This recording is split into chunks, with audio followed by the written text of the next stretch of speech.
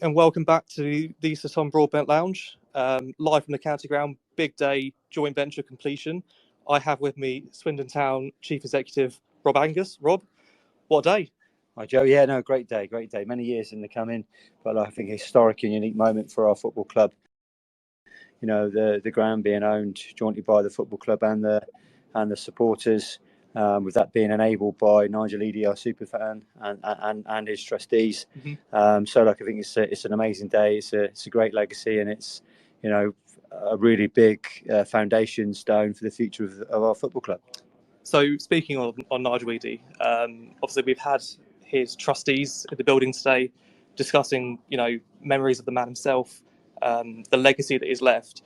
Just how big is the legacy that Nigel Eady has left to Swindon Town Football Club? It's fairly immeasurable, isn't it? Oh, it's massive. You know, the opportunity to provide the funds to buy the football club, to help with the structure, so that it's very much a structure which is a long-term secure structure, forcing, if you like, the club and the supporters to work together.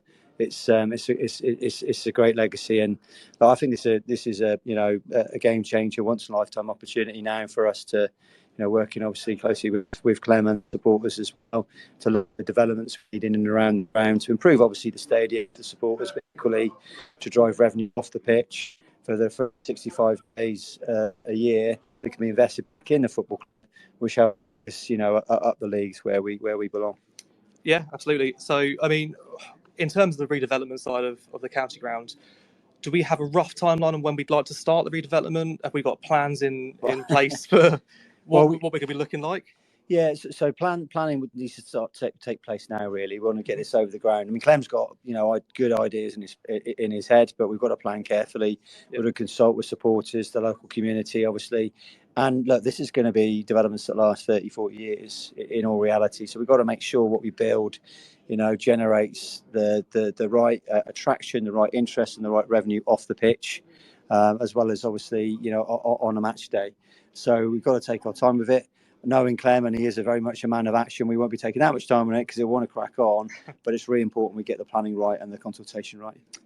Interesting you say the attraction off the pitch. How big a factor could it be in terms of an attraction on the pitch for players wanting to come to Swindon Town Football Club to play, in the biggest and best stadium in League 2, League 1, pushing Championship standard? That's a draw, isn't it, really? The facilities. Yeah, it is a draw. Look, I think our football club's a great draw already with the history that we have, with the crowds that we get.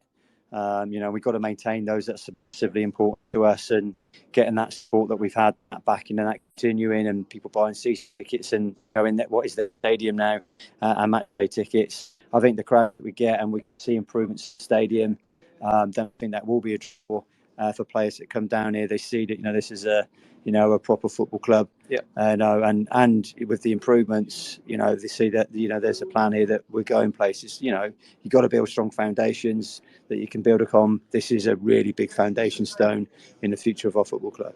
Absolutely. So, I discussed with Steve previously. I asked him, if you were a Swindon Town fan that's debating whether or not to get involved with the shares, the programme, the shares, get involved with, having the voting rights for the joint venture, how would you pitch it to a fan that's sort of, not too sure what it's all about, not too sure the importance of the opportunity?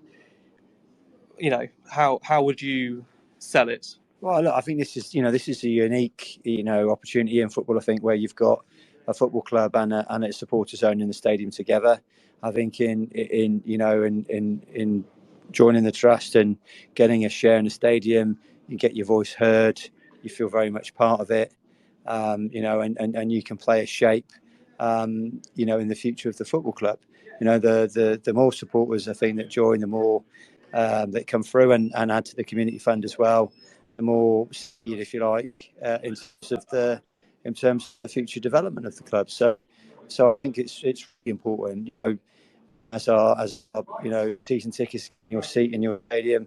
But I think it's this should give every supporter that feeling that this is and it always is. This is their football club. This is your ground. It's our home. It's our home. And we're here together. And the only way we'll get success on the pitch on an ongoing, consistent basis is working together and being invested together in it. Absolutely.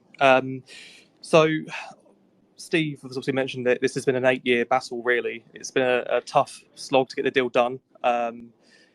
It's sort of accelerated when yourself and Clem took custodianship of the football club.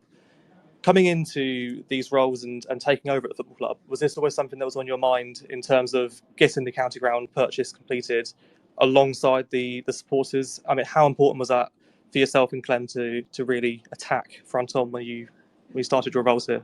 Oh, absolutely. I mean, obviously, I started getting involved in the trust in 2016. I've been involved in the county ground purchase conversation 2016 with David Ranard, James Phipps, obviously Steve.